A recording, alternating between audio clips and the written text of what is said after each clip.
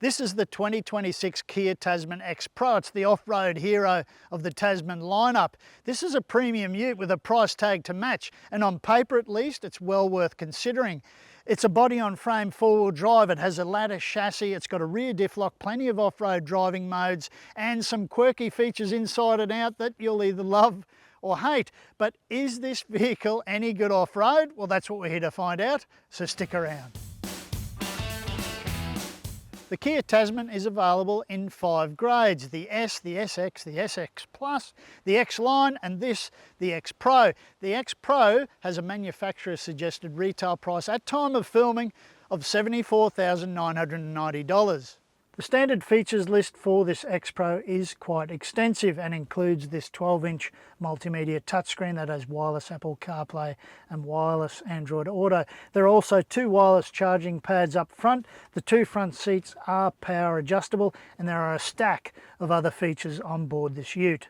The list of exterior paint choices for the Tasman is quite extensive and includes red, grey, blue and tan beige, which is on our test vehicle. Be aware though, some of those colours do cost $700 a pop. For even more details, make sure you read my full written review at carsguide.com.au.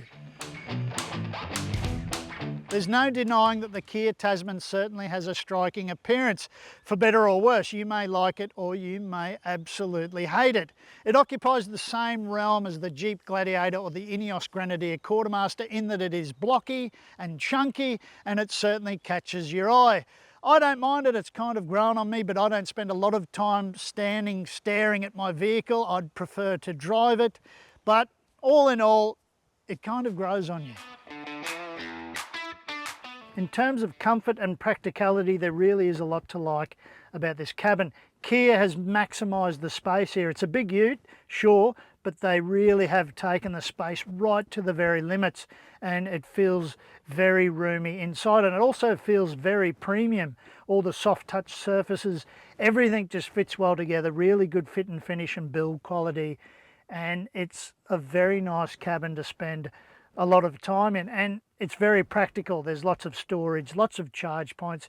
Everything works really well. Everything is easy to find.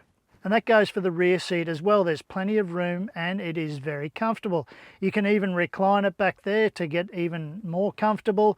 And the bonus is you can flip up the seat base, lock it in place, and you've opened up a little bit more storage space in that part of the cabin. The Tasman is a big ute, so it goes without saying that its tub is a decent size. Nice and wide, long and deep. It's got a sturdy plastic tub liner, 4 fixed in place tie-down points that are not quite as low as I'd like them in the tub. It does have 2 movable tie-down points up top here. It's got cargo area lighting and a 240 volt outlet in the back there. All in all, a pretty functional, usable space, and that's important if you're going to use your ute for work or for play. The Kia Tasman has a 2.2 litre 4-cylinder turbo diesel engine, and that produces 154 kilowatts and 440 newton metres.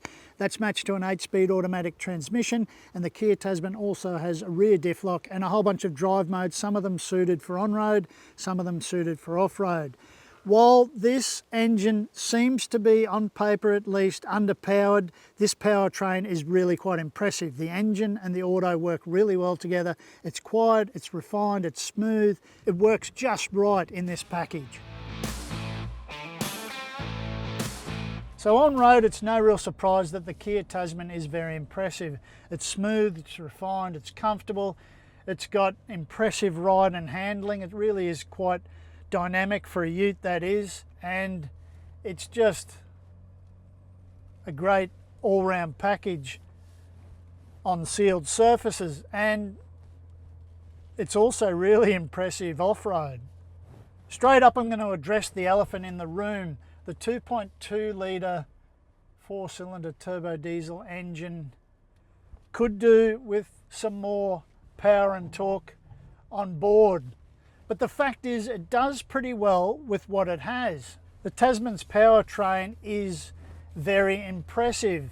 It's as smooth and refined as it is on-road, and it really is quite a clever combination. That auto is never hunting around for the sweet spot, and it's never stressed and never really working too hard, and the engine just ticks along and you keep moving and you've got safe momentum, and it really is quite impressive. And along with that engine and auto combination, you've of course got the rear diff lock, but the off-road drive modes are also worth mentioning because that traction control system for four-wheel driving is well calibrated. It's nicely in touch with what's required of it, and it's seamlessly effective. It really is very impressive. The Tasman is a big ute though, and it's wide and it's quite tall, so like any big ute, it requires concentrated and considered driving. If you've done any four-wheel driving in a ute, you know what's expected of you, and that is no surprise. In terms of off-road angles, approach, departure and ramp over angles, it's all pretty standard stuff and pretty good for a ute with a pretty long wheelbase. But it's got 252 mils of ground clearance and it's got a listed wading depth of 800 mils, so all of those figures check out as well.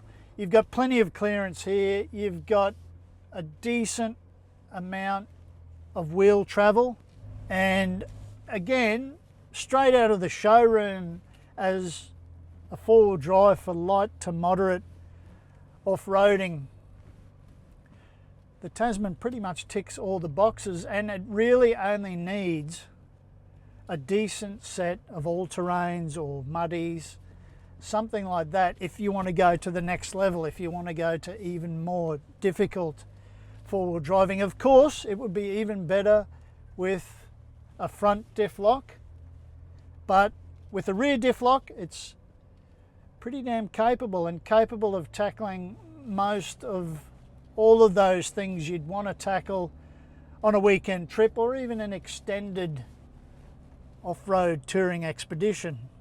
So in terms of off-road capability, the Tasman really is up there with the best of them, especially considering the fact that it only has a rear diff lock and a well-calibrated off-road traction control system. I say only because other vehicles have a front and rear diff lock and they are better suited, perhaps straight out of the showroom, to hardcore four-wheel driving. But that's not to say that the Tasman is not capable, because it is very capable and very well suited for what it's intended for. But the Tasman is far from perfect though, and there are a few niggles, but no ute is perfect, so that's fine. The squared off steering wheel I'm not a big fan of. I have become somewhat used to it over this test, and you probably grow even more accustomed to it over time. And that's certainly not a deal breaker, it just feels a bit odd in the hand, especially when you're four-wheel driving.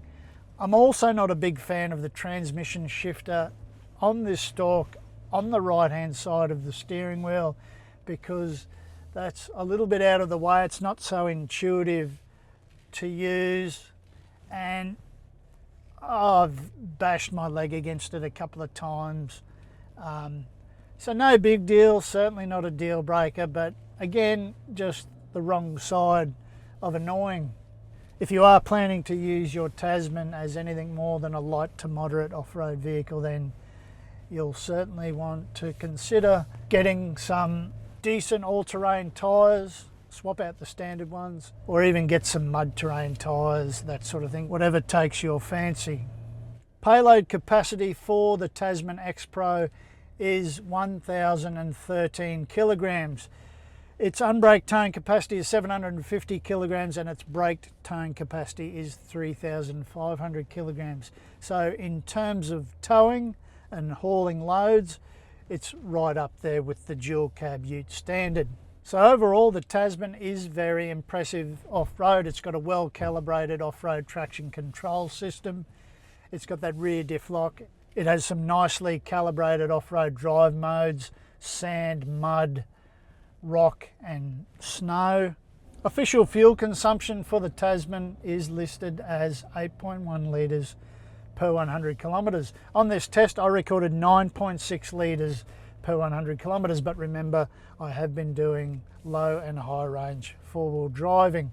The Tasman has an 80 litre fuel tank, so going by my on-test fuel consumption figures, if you were to drive this ute with a full tank, you could reasonably expect a driving range of about 833 kilometres. Every Kia Tasman has the maximum 5-star NCAP safety rating, except the X-Line and the X-Pro, and that rating's from testing in 2025. Standard safety gear includes 6 airbags, adaptive cruise control, a tyre pressure monitoring system, and more. For even more details though, make sure you read my full written review at carsguide.com.au. The Tasman is covered by a 7-year unlimited kilometre warranty, and cap price servicing applies for the first 5 years. Those start at $361 and top out at $821. They're recommended at every 12 months or 15,000 kilometres. Kia has about 150 dealers across Australia, and you can have your Tasman serviced at those or an approved workshop.